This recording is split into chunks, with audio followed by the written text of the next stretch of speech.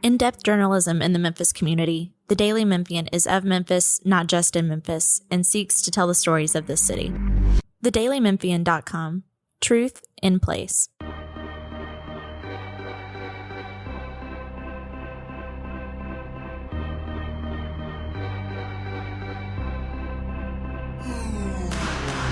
Welcome back to another edition of the Daily Memphian's Memphis Grizzlies podcast. This is your host, Drew Hill, joined as always by Chris Herrington. We are recording this on Thursday afternoon, almost Thursday night. I'm sure this podcast will go up on Friday.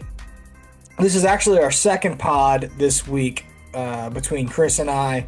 We may or may not be back next week, but we have a bonus second pod this week just because we wanted to get one out before the playoffs started, that sort of thing. I might ask you for some playoff picks later. Yeah, we were too busy wrapping up the Grizzlies to acknowledge the rest of the NBA. It's kind of nice to turn to the rest of the NBA for a little bit. Isn't it nice to turn the page as Zach, to use Zach Kleiman's language? Yeah. Hey, I've gotten some. By the way, I've gotten some feedback on the Obama translator bit that we did. The people seem to really like that. Okay, I've had a couple people reach out and say they like that, but so it's good to know there are people coming at you who are pro as well. Maybe that might have to come back in the future whenever. Yeah, I was just gonna say I think we might have to bring it back. And it may be even more funny if this podcast ever gets to video, which I think eventually will happen. But yeah, no, I was just gonna say, that was good. There is some headlines. Let's talk a little bit about, before we get to the playoffs and all that stuff going on around the Grizzlies. And when I say headlines, I mean there is a headline in ESPN. I'm not sure how much information in the story is actually new stuff, but they did run a end of the Ja Morant era in Memphis story. Right. With a lot of the same stuff that's already been reported by ESPN and elsewhere. But did you have any thoughts on specifics that were in it or anything of that nature? No. I mean, I think it's a good story, and it's not. And let me be very clear on what I'm about to say. This is not a criticism at all of the story. It's a story for a national audience who does not follow the Grizzlies every day, right? So it's a 30,000 foot view of what the situation is and where it is. And it's pretty much all stuff we have talked about or written about along the way, sort of as it's all happened, right? But most people around the country aren't following the Grizzlies every day, especially this season. So this sort of wraps it all up for them. I don't think there's anything new looking backward on it. I don't think. It does try to spin it forward a little bit, and it has some anonymous quotes from some executives around the league that basically say, we think they'll find a deal for Ja this summer, but they're not going to get much, right? That is sort of the conclusion that is reached from talking to anonymous executives, around the league. Yeah, no, same takeaway. I mean, they teach you in terms of what is newsworthy. One of those things is timeliness, right? Is it relevant to what's happening right now? Well, right now, the Grizzlies season just ended and the playoffs haven't started. And naturally, the national headlines around the Memphis Grizzlies is going to be what comes next for Ja Morant. So, to me, felt like a story to catch people up that may not be following the Memphis Grizzlies so closely about what's going on with the Ja Morant stuff. Not necessarily anything new, just something I would assume Tim McMahon's editors told him, hey, we need something like this, in an effort to be informative. So, and Michael Wright, that was a co-byline. And Michael Wright. Story. Yep. Sorry to Michael. Yes, Michael Wright as well. And Michael actually also was the one that said that Ja had been telling players that he was not going to play for the Grizzlies anymore.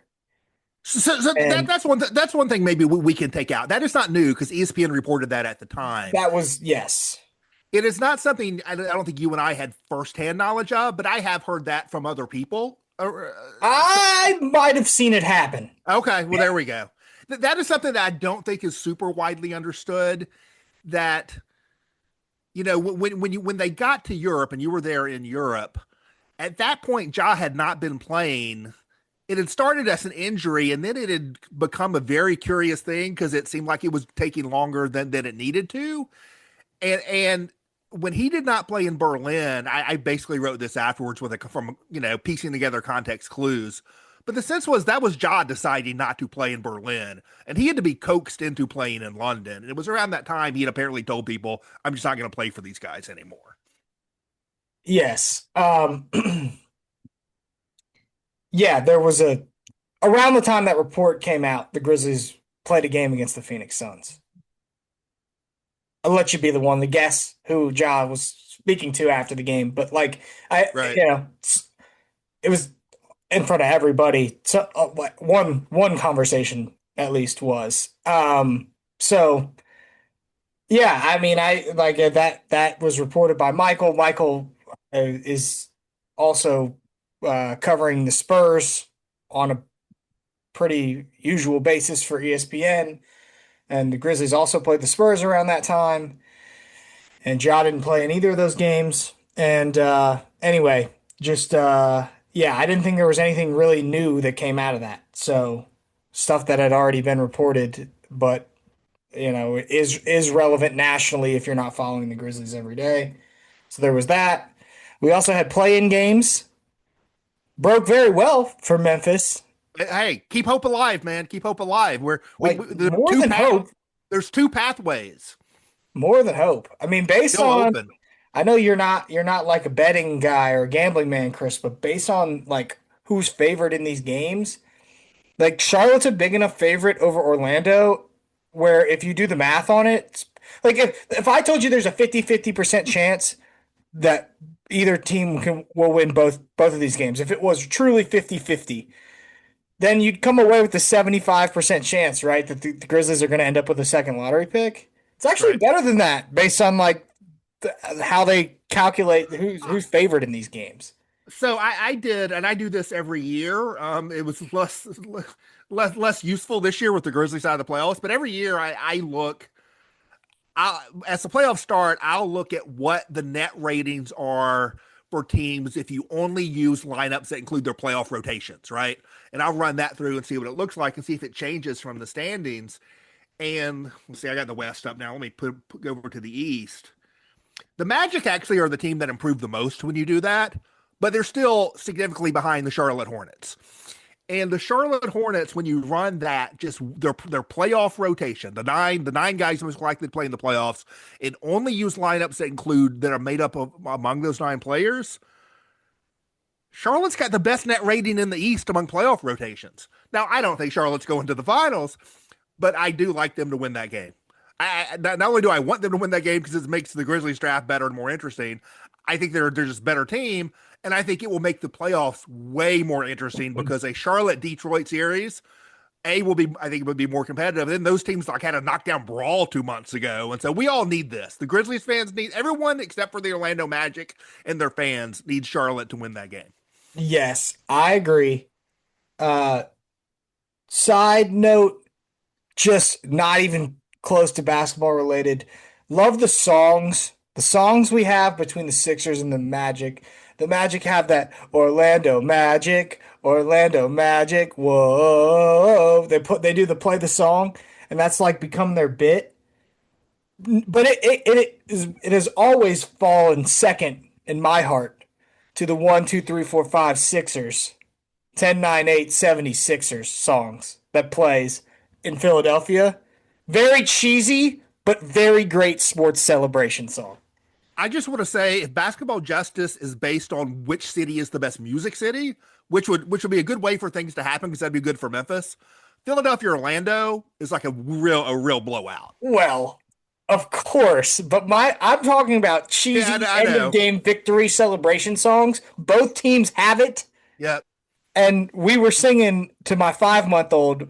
My wife and I were singing the clap your hands, everybody, for Philadelphia 76ers. It was just like what and honestly, I remember having a conversation with Taylor Jenkins about this because he went to Penn and he went to a lot of Sixers games and he was like, "Oh my God, that song. Like that song gets stuck in your head forever. You can't get that song out of your head." Right.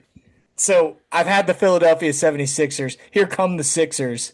I Disco hear you about spin off in my head what for like 24 hours now. I hear is you volunteering to compose a Grizzlies version since they don't really have one. No way. No, Okay. no. We'll leave that to like Glorilla, you know? Yeah. I mean, anyway, side note on the songs. Fun. While we're on that, the best thing that's happened in it's not been the golden era of Grizzlies like arena atmosphere for the last couple of years for various reasons, especially this year. The best new thing that's happened in the last few years has been that Glorilla song and the "I'm from Memphis, What You Know About Me" part that they do.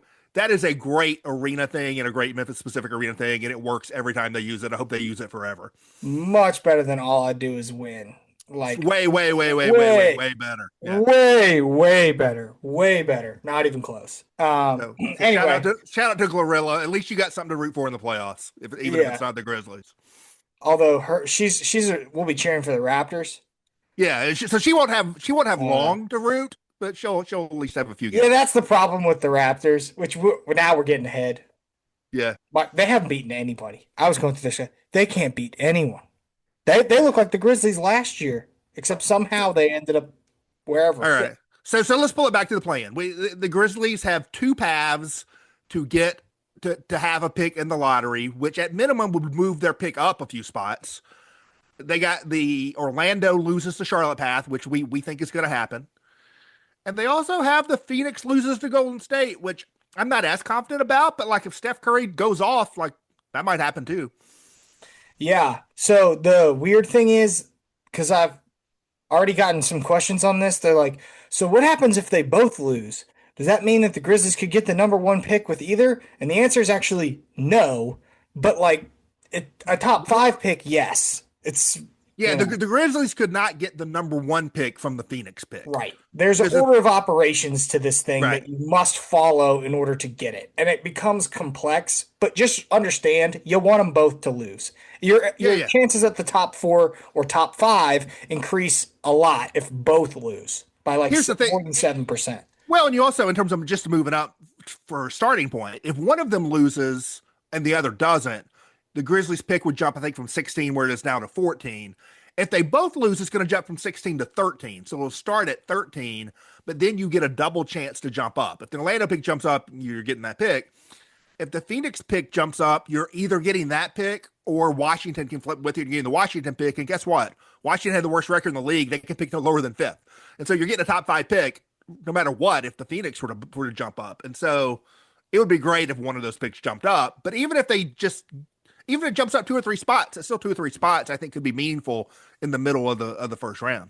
Yeah, I'm certain we confused people with that, but that's okay. It's just know you want them both to lose. And Yeah. if Phoenix has a swap with Washington, if somehow Phoenix jumps over Washington, Washington will be taking the Suns pick and the Grizzlies will be taking the Wizards pick. That's all you got to know. That's it. That's the most basic way to put it. So, and as Chris noted, Washington can't pick lower than five. So it's a top five pick if somehow the Suns get lucky in the lottery, no matter what. Yeah. Anyway, so two playing games that are kind of fun. Honestly, that Hornets game was really fun to watch. I was getting really frustrated though because it felt like they were playing like pass the grenade around on the perimeter. Like nobody wanted to be the one holding it last or take Right. any of the shots at the end of the game. The LaMelo stuff was obviously like not cool in terms of the play. Was a little surprised he didn't get suspended.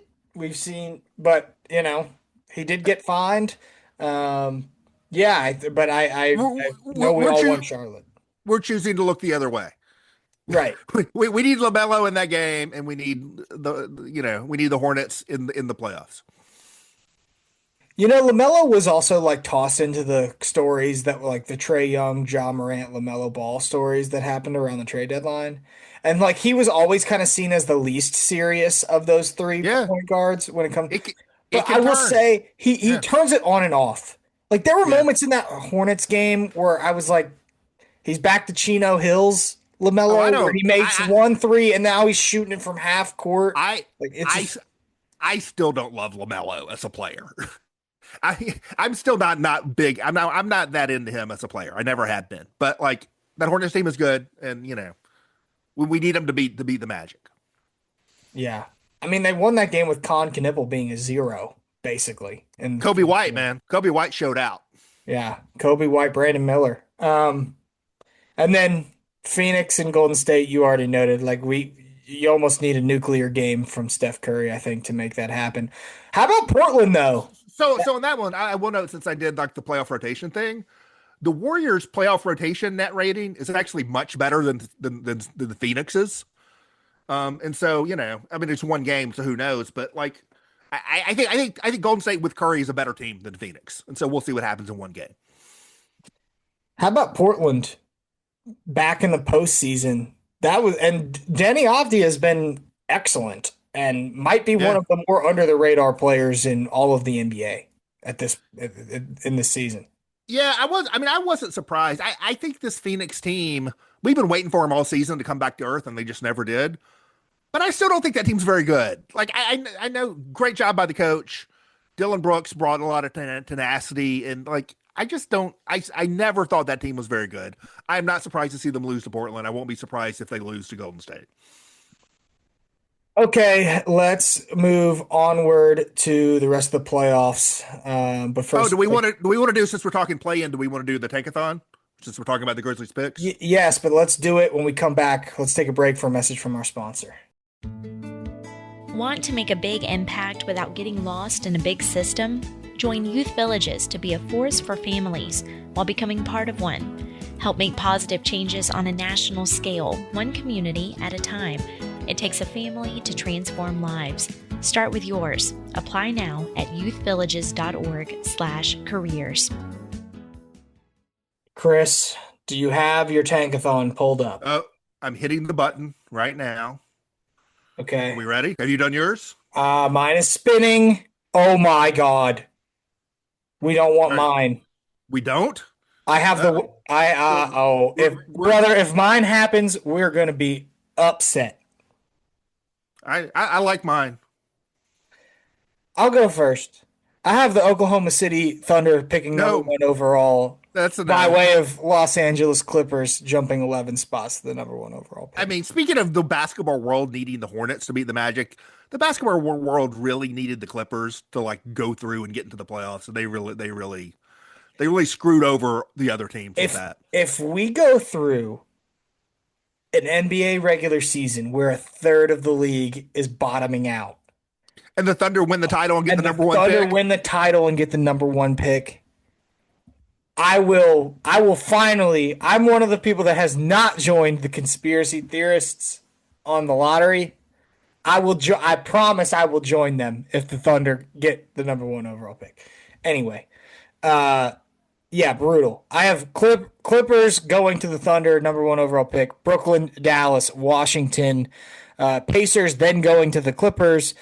Utah, Sacramento, Memphis picking eight. I mean, that's just a disaster scenario. So yeah, that's about the worst spin I could have possibly had.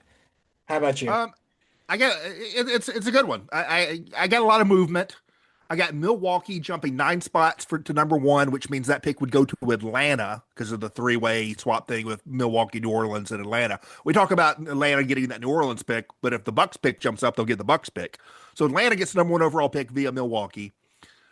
Sacramento jumps up 3 spots to second, so they could ruin the career of AJ DeBanza or Darren Peterson. Brooklyn stays put at third, and your Memphis Grizzlies jump 2 spots for the fourth overall pick, which means the Clippers would get the Pacers pick at 6. Wizards, fall down. Blah blah blah. I don't mind seeing the Jazz fall 3 spots. I like this one. The Grizzlies fourth pick, Jazz fall 3. I'll take it. Before we get to the playoffs, I will say I've been building my board a little bit more strategically over these last few days. And I'm coming around on some guys. Like Yeah, I'm coming back around on Michael Brown a little bit. I he's texted you high. about this. Brown and Filon are at the top of the list of guys I need to go back and do some more work on. Yeah, And with I have forgotten, I texted you this. I had forgotten that Jason Wexler, Grizzlies team president, his son is like on the staff at the University of Louisville. So they should yeah. have their intel on the back injury for Michael Brown. Anyway, not that that's relevant at all, but I wouldn't look too much into that. They'll draft whoever they think's the best player. But like, Right. yeah, I'm come back around a little bit on him. And like the Peterson stuff is scary, but man, when you watch it, it's just so good. I think he's probably the most talented guy in the draft. I might end up with him back at number one. Well, I, the Debanza thing, Debanza is just seems so safe to be good, just because the size, the athleticism, the production. Like there are fewer questions with him. But the thing that's always nagged me about him, and I might still have him number one, just because of all the reasons I just said. The thing that's always sort of nagged me about him stylistically, it just when I watch Orlando and I watch Bancaro, that's kind of what nags me a little bit about Debanza.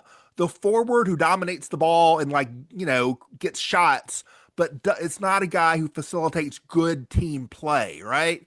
Like running your offense through. It's like the Carmelo Anthony situation. These are great players, great scorers, but are they great team basketball players? Do you win big with the forward who just gets his own shot and is not a great passer, not a great defender? I don't love those kind of players. yeah, no, I aesthetically too. Just watching Debanza on defense, it's almost like there's such an effort to make the athleticism pop that sometimes it just feels out of control. And like Yeah. I'm not gonna pretend to be some excellent basketball scout that's like watching every single one of these guys' possessions offensively and defensively in detail the way that they do, but I can just tell you from watching, like it's not. Darren Peterson's game is way more beautiful to watch to Yeah. me. Everything I, is so smooth. Like and he so is so smooth getting into his shot. It really is something. Yeah. I I think I'm gonna end up reversing course on a few things. And that's what I'm discovering over the last week. Anyway, let's move to the playoffs. What interests you? I mean, I think there's a clear best series, especially in the West. But what interests you? You talk about the first round? Yeah. I would say, the Lakers Houston thing is a little bit of a bummer. It's like you want both these teams to lose, but they have to play each other. I mean, Denver, Minnesota jumps What do out. you have against Houston? Well, I just think that team's been kind of a mess. I think from the very beginning when they just didn't have guards, they used to lose Fred VanVleet and they go out and sign seven different like 6'9" guys and like they don't have guards. And I think that was a flaw from the jump. I think it's come back to bite them a little bit. I don't think they've been a super fluid team. I think they're playing the Lakers without, Luka and Austin Reeves, it sounds like, so they're probably going to win that series. So I don't know if you want to do predictions on these. I've sort of looked at it. Yeah, I've we got can. Houston. I got Houston in 6 over the Lakers. That's the road team, just because Lakers are beat up. Do you have a prediction on that one? Yeah, I would take Houston in six too, probably. It's hard to know though. I think the longer the series goes, the better chance there is for Los Angeles, obviously, but that's just kind of a bummer of a series matchup. It is LeBron Yeah, versus Kevin Durant. They're going to put it in prime time like they did, but I don't know. To me, right. there's a clear most compelling series in the playoffs in the first round, and it's the other one. It's Nuggets and Timberwolves. Here's my hot take on this series, and like hopefully, like if we have any Minnesota listeners, they won't come to my house. I know there's history here, and Minnesota's beaten Denver in the playoffs, and that's been a good matchup. I don't think Minnesota is firing on all cylinders going into the playoffs. I got Nuggets in 5. I think Denver's going to win the series. I think Minnesota's going to push them a little bit more than that. I would take Denver 6 or 7. Yeah, One thing that's interesting to me, like I love these matchups where these teams have a history and they've played each other. Right, this is essentially 1-1 in the playoffs between Denver and Minnesota when you look at like over the last few years. And right. one thing that the NHL has now done is like they have the playoffs set up all weird where you have to get out of your division first before you play the other division and then for the conference championship. So could you imagine if like the whole point of the NHL doing that, which I think it's dumb because you should just reward teams for being the best teams and you end up a lot of times with teams that would probably be the 1 and 2 seed playing in like the second round versus the conference finals because they're in the same division and there's Right. two divisions in the East and two divisions in the West. So it's obviously divided up a little bit differently. But I bring that up just to say Like it's kind of fun when you do get these playoff series in multitudes, right? Over year. And the NHL has basically manufactured that by doing it in that way.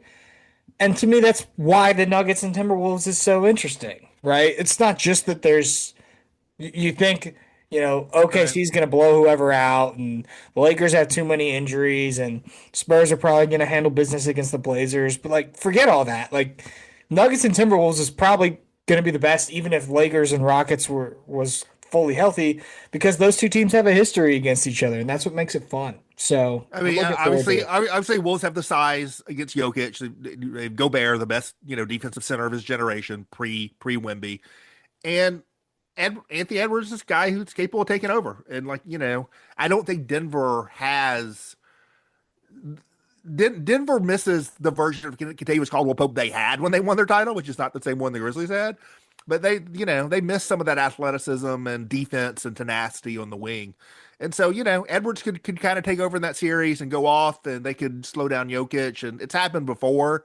I just think the Minnesota thing, I think the vibes are a little off on them, but we'll see. Thunder are probably celebrating, huh? I mean, Yeah, I think it broke pretty well for them. I like a Thunder sweep against Phoenix and Thunder in five against Golden State. I'll be, I like Curry have one big night, in the Bay if that happens. But I think Thunder will make light work of whoever they're playing. And probably against the Lakers or Rockets too. Yeah, I agree. I got a So four or like five in the second round they're too. probably pretty happy with how this Yeah, final standings broke for them.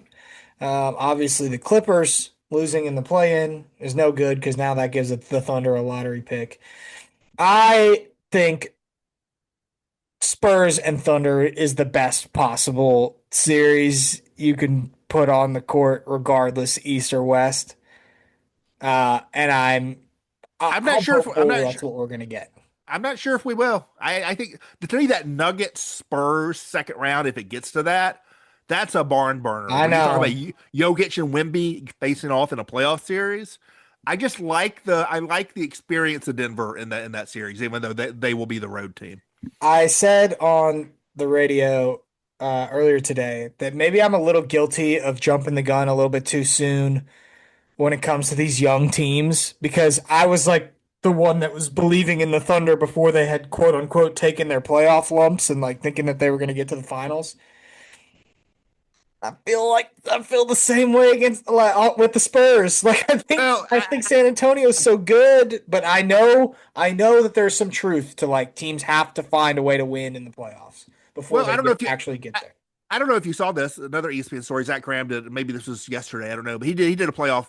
He's sort of because he's taken over from Kevin Pelton, who's gone on to work in the WNBA, but that's their sort of their stats guy or whatever. But he did a playoff preview thing, and he's got the Spurs winning the title. And he points out that Victor Wemby would be 22 years old if he wins the title and takes Finals MVP, same age as Tim Duncan and Kawhi Leonard when they won their first titles and got their Finals MVPs for the Spurs. That would be awfully poetic. All right, moving to the East. I'm gonna take the Spurs because it's fun. I Yeah, I mean I think the Thunder go to the finals, but I'm gonna I, take the Spurs because that's what makes it I'm happen. gonna take the Thunder coming out of the West because I hate life. Yeah, There we there go. we go. You're no fun. You're not fun like me. That's I'm right. so fun. I took the Spurs. That's so fun of me. Yeah. Okay, going to the East, Pistons, Magic, or Hornets, and then Cavs and Raptors. Can we pause there for a second? The Raptors. I was listening to Zach Lowe and Bill Simmons pod earlier today. They were discussing the Toronto Raptors. I had no idea that they basically had beaten no one since like the first week of the regular season. They're like 2-16 against the top three teams in the That standings that on either side. that's the Grizzlies last season. That's exactly the Grizzlies last season. Like Yeah, going as they well. can't beat anybody who's actually good. And Right. so yeah, I mean I think Cavs are going to cruise past the Raptors. I I think agree. I I think agree. the Hornets could get a couple games against Detroit, but I would take Detroit. Knicks I and got Hawks. I got Detroit in six if it's Charlotte, Detroit in four if it's Orlando. Yeah. Knicks and Hawks, fun. Um, I, I there's some I'm not history there. I'm That's not gonna. I'm not gonna pick Atlanta in that series, but I think that's got some potential. There's upset potential in that one. I'll I go think Knicks in it's 7. really, Yeah. if you maybe obviously Rockets and Lakers. Is there more upset potential in Minnesota or in Atlanta? I don't count the Rockets over Lakers as an upset because of We're not the going to count that. Boston injuries. Yeah, Yeah. throw that out. Is there more upset potential in Minnesota or Atlanta? I think from a distance, you have to say Minnesota because they've done it before because they have a true superstar level player in Anthony Edwards. But I kind of think it might be Atlanta. I don't again. I'm not picking Atlanta, but I got Knicks in 7, and so I think that one to me. Boston and Philly would be a lot more fun if there was Embiid, Right. and they're like the Sixers are going to have to extend to even have a chance to get them on the court. It feels like so. Celtics probably handle business relatively quickly in that series. Although I will say, Yeah. man, I have not watched a ton of Philadelphia this season, but when I have, VJ Edgecombe has been awesome, and he was very good again in that playing Yeah. game. He He, was. he was really a surprise at Summer League. Like I didn't. He posted big stat lines in Salt Lake City because Philly was one of those teams in Salt Lake City Summer League and never really jumped off the page to me because I was never like, oh, this guy is huge or like like Right. there was no pop in terms of the style of play, but he's just solid. He's been really good. I don't know. I hope Philadelphia can steal one or two and B gets back on the court just to try to make it fun. Just the fan atmosphere in a Celtics Sixer series, it would be a lot more fun if it were competitive and it went 6 or 7. I don't think it will, but I'd like to see it. Okay. I want Knicks and Celtics. I think that would be really electric in terms of atmosphere Yeah. and fun. Would like to see Knicks and Celtics. I will take Boston to come out of the East. I think the Detroit's obviously very good, but I'm not going to take both of the upstart teams. I'll only take one, and Yeah, I prefer the Spurs, so I'll take Boston. I would love to see Detroit. My preseason pick, I think yours too, was Knicks. I would love to see Detroit come out. Detroit, I was a Detroit fan. That was the first NBA team I was really that I called my favorite team was the Bad Boy Pistons. Um, I think it's going to be Boston. What I said before that the Hornets actually have the best playoff rotation net rating in the East. Boston second, very just barely behind Charlotte. I think they've been better down the stretch. I think you don't have you actually have less injury question with Boston with Tatum than you do with Detroit with Cade Cunningham coming off the long thing. The experience of Boston, Missoula, I like the Celtics to come out of the East. I'll take Boston to win the title. Wow. I got the I Thunder think going if back to back. I got to think about my specific matchup. If it's Boston and San Antonio, I don't think there's any team more ready or able to neutralize the Wemby threat than a team that's just going to bomb a bunch of threes. So So give me so Boston. so this playoff net rating thing. So Boston on the season is a plus 8.4, right? When you do their playoff rotation, and yeah, I'm projecting a 9-man playoff rotation for every team. When you do their playoff rotation, it jumps to 13.3, right? Really good. The Thunder, NBA best, 12.4 net rating on the season. When you project their 9-man playoff rotation, and they have so many players, like it's not certain. Here's what I project. So SGA, Dort, J Dub, Chet, Isaiah Hartenstein, Kassan Wallace, AJ Mitchell, Alex Caruso, because I think playoff he's going to play more. And then just to give them a third big, like I'm sort of cheating. I go with the other Jason Williams, right? So I'm not even including Isaiah Joe or whatever. I'm going with that 9 as a playoff 9. It jumps from 12.4 net rating to 19.8. 19.8. So you're taking Thunder over Celtics, which Yeah. is the smart pick. And if I was trying to be correct, I would make that pick. But boo, that's boring. That's the most boring pick you can make. I agree. Boo, boo, Chris Herrington. Boo, boring. I'm My fun. I what took my the Spurs. what my Let it be known. I am fun. what Yeah. my heart wants is really Minnesota Detroit, but that's not going to happen. But like Detroit Denver, Detroit San Antonio, that's what I'd like to see, something like that. Yeah, no, I would rather the Spurs. I think the Spurs are really a really fun watch. Like I get people in Memphis not really fond of the Spurs, but from like a casual basketball standpoint, the Spurs are much more of a fun watch to me than the Thunder.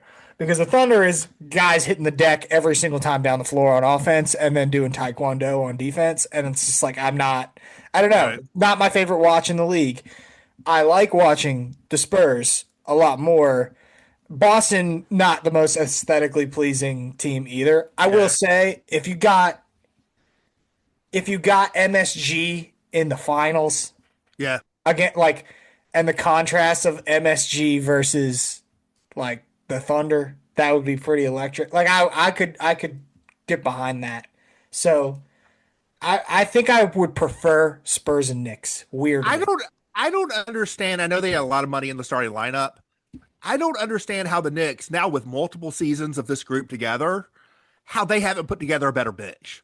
How do they not have better sixth, seventh, eighth men on that team? I don't understand how they haven't done that. So yep. I just don't think they can last through multiple series.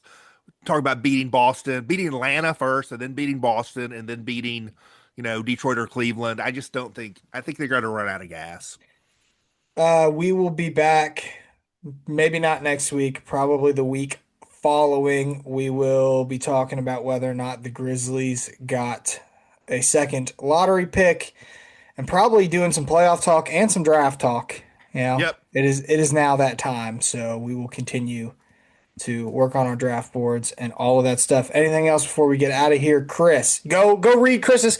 Oh, we didn't mention. Go read Chris's piece where he's what? What's the appropriate way to describe this? I don't want to Yeah, screw yeah, this yeah, up. yeah. We sort of ran out of time. But I do this at the end of every season. I have for many years, where I basically rank the. It's sort of my version of turning the page. I don't have to trade John Morant. I just have to write this column. I rank the players from now 18 down to one. I count them down based on their value to the franchise going forward, importance to the franchise going forward. Um, and the conceit is sort of like if there was an expansion draft and you have to protect a certain amount of players, like what's your prioritization? How do you prioritize your roster 1 through 18? But I do it backwards. And it's not just about like who's the best player. It's about the contract. It's about the age. It's about your franchise direction. It's about trade value. It's about all that kind of stuff. And so when you take all that stuff into account, it's a little bit more complicated exercise. So the first part of that came out on today, Thursday, as we record, going from 18 to 9. Interesting guy at 9, maybe. And then the second part of it, which will go 8 to 1, will be Friday. We had a new number one on the list. I think Ja's been number one for like 5 years in a row or whatever it's been. Needless to say, John Ja Morant's was not number number one one. last offseason. I'd have to go back and look, but I think I was torn on it, and I think I did because there was uncertainty about Jaren on the contract, right, going into the summer, Oh yeah. and so he was not yet under contract going forward. If he had been under contract already, I may have put Jaren number one, but given the uncertainty of the contract situation, I think I still had Ja one. Obviously, big difference. Going to be a big difference. If the Grizzlies get slightly positive return for Ja in a trade this summer, that's a win, right? Like That was one of the questions I had to ask. is that the assumption you're operating under based on your ranking for him? Well, you and I just peek behind the scenes. We discussed the Ja ranking a little bit about him relative to other players, and I had to really think like if they tried to trade all these players this summer, who is most likely to bring back? Right, the Ja thing is interesting because when they tried to trade him, early this season, they couldn't find a deal that brought back positive value, and like the Sacramento Kings, like wanted a first round pick, right? They wanted to incentivize it. So there are some players who clearly have negative trade value. Brandon Clark and Kentavious Caldwell Pope clearly have negative trade value. There are players that have totally neutral trade value, which is like Taj Gibson. He was created as a contract that's non-guaranteed. You can use it or not, right? And then other players, like maybe there's not as much negative there, but there's no positive. You're not trading Taylor Hendricks for positive value. You're not trading Walter Clayton for positive value. With Ja, it's really like we'll find out, right? But there is at least the chance you can bring back something of positive value for Ja in a trade. Whereas with some of the guys, you couldn't do that. Have you made the list? Like, do you know who's number one, or did Yeah, you? yeah, yeah. You have No, to it's go through? filed. And number, do we want to do it real quick? I What would would. you do? Uh, I would guess you're gonna put Zach Edey. I think you have to put Zach Edey. I did not put Zach Edey number one. I would. Oh, I would. If there were not an injury question with him, he would Yeah. be number one.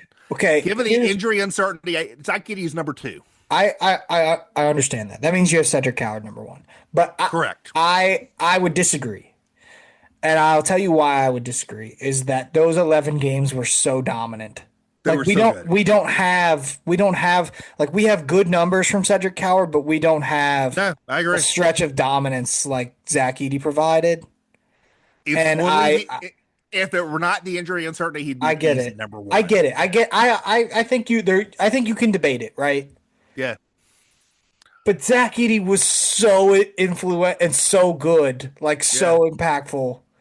The injury stuff is obviously a big question, but if it's like if it returns to that, he's got to be number one.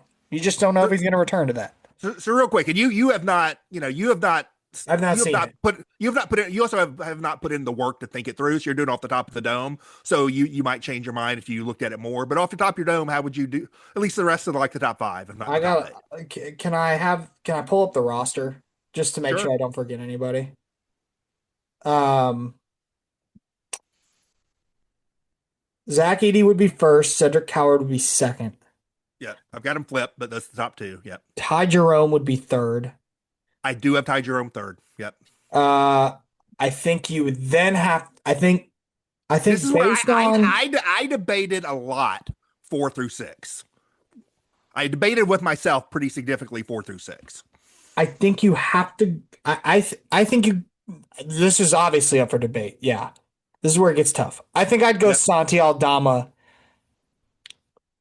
based on age and pass dribble shoot big 7 feet tall. Probably gonna command more in terms of value. You're Then higher on Santi. I have Santi 7. He is not was not in my 4 through 6 because I think when he played, there was no step forward from him. yeah, He no, was like that's the same right. player he'd been before, But and you're looking at a contract that's over 17 million. yeah, well that the contract is something I probably wasn't considering enough. But I will say the archetype of that type of player is of value in the league. Where like Jalen Wells, although more solid, is not. I would if you didn't go Santi, maybe you go Gigi. I think you Gigi did make a step.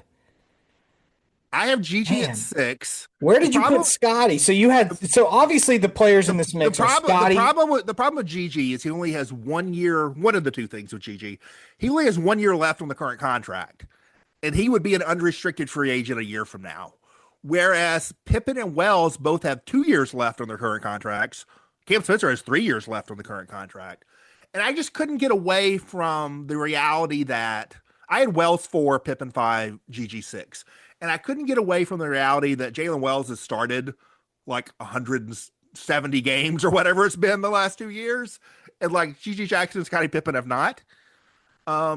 And the fact that he fits, I think if the Grizzlies don't have success, it will be pushing Jalen Wells down the depth chart. But he fits into any team construction, like he does. But if you I think. but if you were an interested party, Well, it's isn't trade. Santi much more enticing even at $17 million than Jalen Wells? Well, trade value is one component of this, but it's not a trade value ranking, right? It's you're thinking about like what they're going to be for your team and the likelihood they're going to be on your team over multiple seasons. And so it's not just a trade value ranking. That would be a slightly different ranking than this. I think Wells, and again, I debated it. I think Wells, 2 more seasons left on a cheap contract, a 6'7", 3-and-D wing who can fit in any kind of roster construction. I think Pippen has more upside. I think Gigi has more upside. Gigi's upside still a little overrated by people. He has got to become a better defender than he took one step. He's got to take another one before he's really a starting level player, because I think the passing and defense are both such that he has to come off the bench, just because I think the team play is not quite there with him. If the Grizzlies are successful, they're gonna blow all these guys out of the water with like whoever they draft, right? And so that's gonna push it down. I think I'm higher on Pippen than most people. but I don't know if the Grizzlies are there. Double toe surgery. Yeah. Yeah. I mean, maybe I'm a little too high on Santi there. I think you could make an argument. I just do think that player archetype wise, when we're talking about value, clearly So, have the most value of all these guys. well, I think one of the things with Santi, the contract, right? You're talking about a Scottie 17 Pippen's an million. undersized guard. Gigi Jackson is a fill it up bucket getter, but doesn't specialist to some degree still. Scottie Jalen Wells Pippen, is more reliable. I get it, but has the athleticism doesn't pop. I don't know. Like I think you could really make arguments on these guys. Scottie Pippen is a very high level on ball defender. He's the only guy, one of these guards who is, by the way. He's a very high level on ball defender who, before his little cameo this season where he shot poorly, was career 40% 3-point shooter. Scottie Adams was like a career 34% 3-point shooter. Career 40% 3-point shooter. And dude just put up 58 points in back-to-back playoff games, right? Yeah. The thing about Santi is Santi and Jalen Wells are similar in this way, where you just watch them play, you assume they're good 3-point shooters, and you look at the numbers and like, they haven't been as good as you think they are. Yeah. When you actually look at the numbers, right? And with Santi, you add the lack of physicality, and you add that he's sort of a theoretical shooter. Not only is he like a 34, 35% career, it's not that low. He's been, for 4 seasons in a row, he's been between 35 and 37, right? So at this point, you just assume that's what he is. It's 4 seasons in a row, which is good. But for a finesse stretch like forward, 35 to 37 is not great. Right. And he's actually a 70-something% free throw shooter. He's not a great free throw shooter either. I don't disagree with anything that you said, but if you're going to rank those 4 players based on ceiling, I mean, high ceiling, Gigi and Santi, no? Yeah, but again, it's not. It's holistic. It's taking all that stuff. I know, right? Yeah. Well, I don't have the luxury of trying to weigh everything out right now. I don't feel great. I don't feel great about it. But I think Wells 2 more years on that cheap contract for a 6'7" guy who can defend and shoot a little bit and can fit into all kinds of different lineups. I went with that, but I don't feel great about it. I don't think you can have a wrong answer though. Like you could really interchange a lot of those guys. Yeah, no, that's a very hard exercise to do. I naturally just went to upside, right? Like who has the highest upside of that bunch? I think Wells and Pippen have physical limitations that Gigi and Santi don't. But in terms of contracts and production, Wells and Pippen probably on the higher end of that group of 4. So let me do this. Is something we can talk about later on, and we've gone too long. We need to get off, but this is a subject for further research. I like to say, if the Grizzlies declined that Gigi Jackson team option, and they signed him to a new deal that was like, I don't know, 3 years and $18 million, then Gigi would be number 4 on the list. I don't know what the next Gigi contract looks like. I don't know what Gigi will accept in a new contract or what the Grizzlies will offer and whether those lines will cross. That's part of the thinking there. All right. Well, we've extended this podcast 20 minutes further than we wanted to. So let's get out of here. We'll be back talking playoffs in a couple of weeks. See you later.